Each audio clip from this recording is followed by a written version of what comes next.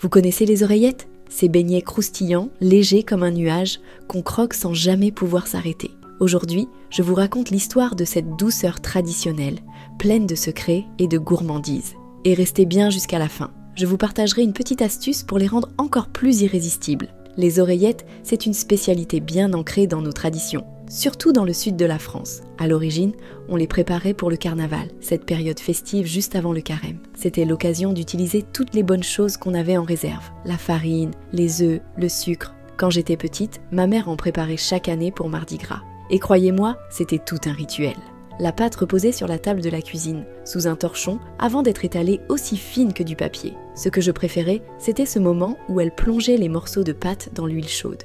Ça crépitait, ça dorait en quelques secondes, et l'odeur de fleurs d'oranger envahissait toute la maison. Je me souviens encore de ce petit bruit craque des oreillettes quand on les croque. C'est simple, je n'arrivais jamais à m'arrêter. Une fois, j'en ai mangé tellement que j'ai dû rester clouée sur le canapé pendant 2 heures. Mais vous savez quoi ? Ça en valait vraiment la peine. La magie des oreillettes, c'est leur texture fine et ultra croustillante, presque aérienne. Elles fondent littéralement en bouche. Et la recette est toute simple.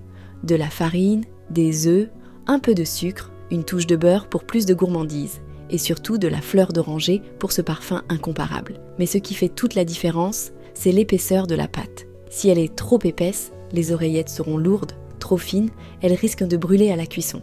Alors, le secret, c'est de trouver le juste milieu. Et ça vient avec un peu de pratique.